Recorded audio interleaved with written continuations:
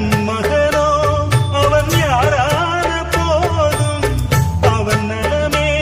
இந்த தாயுள்ளம் தேடும் என்றென்றும் அவள் எண்ணங்கள்